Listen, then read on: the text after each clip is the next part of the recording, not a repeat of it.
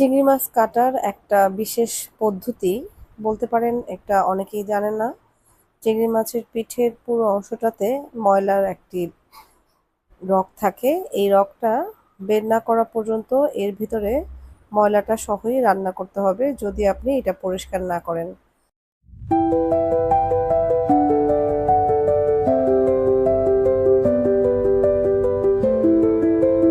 তো এই যে দেখতে পাচ্ছেন, আমি আজকে চিংড়ি মাছ রান্না করব। তো এই যে এইভাবে করে কেচি দিয়ে পিঠের অংশটা, এটা একটু বড় সাইজের চিংড়ি মাছ, তারপরেও শেলটা একটু মোটা হবে। বড় কেচি দিয়ে প্রথমে এভাবে করে পুরো অংশটা কেটে নিতে হবে। এরপর দেখা যাবে এর ভিতরে এই যে দেখতে পাচ্ছেন পিঠের এই মাঝখানেই একটা এরকম চিকন রগ থাকবে। এটা পুরোটাই হচ্ছে ময়লায় ভরা। এই যে এটা ফেলে দিতে হবে, একেবারে লেজ পর্যন্ত থাকে এটা। লেজের অংশটুকু থেকে একদম বের করে নিয়ে ফেলে দিয়ে পরিষ্কার করে চিংড়ি মাছটা ভালো করে ধুয়ে রাখতে হবে। তো আজ আমি বাগদা চিংড়ি রান্না করব। আমার এখানে 4টা চিংড়ি মাছ আছে, হাফ কেজি পরিমাণ। বেশ বড় সাইজেরই চিংড়ি মাছগুলো আমি লবণ আর হলুদ দিয়ে কিছু সময় মাখিয়ে রেখে দিব। এখানে চিংড়ি মাছের পাও আছে।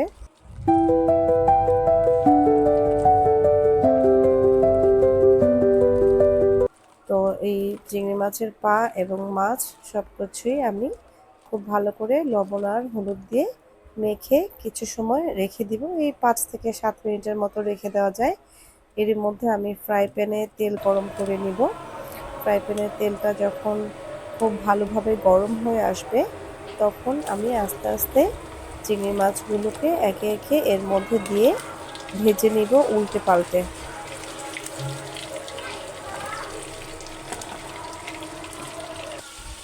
প্রথমে একটা পাশ ভালো করে ভাজা হয়ে গেলে উল্টে দেওয়া যাবে, উল্টে দিতে হবে। দেখা যাবে লালচে একটা আবরণ ধারণ করেছে, দেখতে খুবই সুন্দর লাগছে।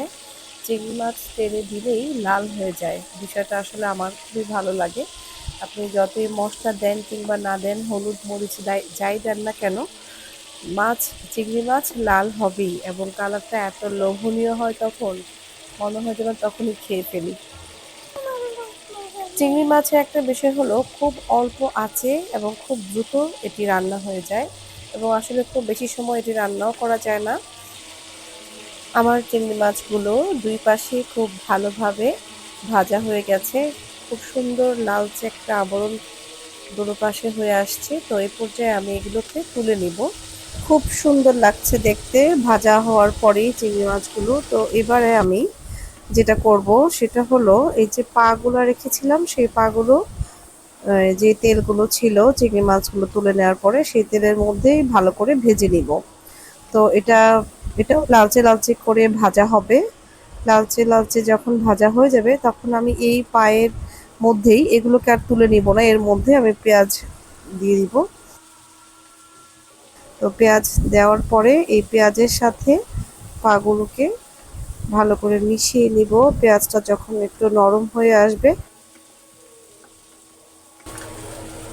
একে একে বাটা মশলাগুলো দিয়ে দিব। অর্থাৎ এখানে আমরা দিচ্ছি আদা বাটা। বাটা মশলাটা দিয়ে বেশ কিছুক্ষণ নেড়েচেড়ে কষিয়ে নিতে হবে। এ পর্যায়ে আমরা দিব জিরার গুঁড়ো, অর্থাৎ জিরা বাটা দিব না, জিরার গুঁড়ো দিব 1 চামচ পরিমাণ। তারপরে দিব মরিচের গুঁড়ো। মরিচের গুঁড়ো যে যেমন ঝাল পছন্দ করে সেরকমই দিবেন। চিংড়ি মাছটা সাধারণত একটু মিষ্টি মিষ্টি টাইপের হয়, যে কারণে আমি মরিচের গুঁড়োর পরিমাণটা একটু বেশি দেই।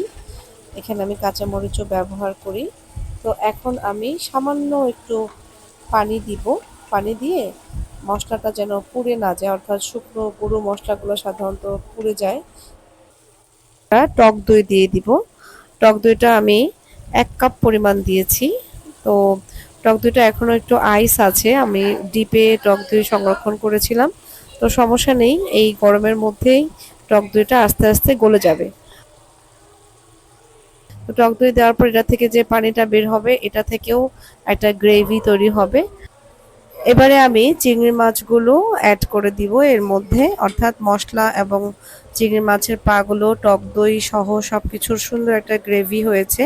যেহেতু চিংড়ি মাছ বেশি সময় আমি রান্না করব না, তাই আমি একদম শেষ পর্যায়ে চিংড়ি মাছটা দিয়ে সুন্দর করে নাড়াচাড়া করে সব মশলার সাথে মিশিয়ে এবার আমি কয়েকটা কাঁচামরিচ ছড়িয়ে দিব উপরে এবং সামান্য সময়ের জন্য অর্থাৎ কিছু সময়ের জন্য আমি চিংড়ি মাছগুলোকে ঢেকে রান্না করব, যাতে যেহেতু বড় সাইজের চিংড়ি মাছ ভেতরে মাংসটা যেন ভালো করে সিদ্ধ হয়, সে কারণে আমি একটু ঢেকে দিব এই পর্যায়ে।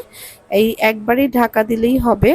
এখন চিংড়ি মাছ থেকে যতটুকু পানি বের হওয়ার হবে, জাস্ট 10 মিনিট পরে আমি ঢাকা উঠিয়ে দেখব যে চিংড়ি মাছের মাখা মাখা একটা ভাব চলে আসছে, সামান্য গ্রেভি আছে, তবে এটা একেবারেই ঝোল জাতীয় হবে না, এটা একদম শুকনো শুকনোই হবে এবং এটা শুকনো শুকনো খেতেই বেশি মজা। আপনারা চাইলে এখানে যদি কেউ ঝোল খেতে চান বা সামান্য যদি একটু গ্রেভিটা রাখতে চান তাহলে একটু পানি অ্যাড করতে পারেন, কিন্তু আমি একেবারেই আমি পানি দিইনি। টক দইয়ের যে পানিটা ছিল সেটাতেই আমার চিংড়ি মাছ পুরোপুরি রান্না হয়ে গেছে। তো এখন আমি আরেকটু সময়ের জন্য ঢেকে লো আঁচে আমরা জাস্ট 5-6 মিনিট রেখে দিব এবং এখন আমি উপরে একটু জিরার গুঁড়ি ছিটিয়ে দিব এবং সার্ভিং ডিশে সার্ভ করে আপনাদেরকে দেখাবো কেমন হলো আমার মজাদার চিংড়ি মালাইকারি।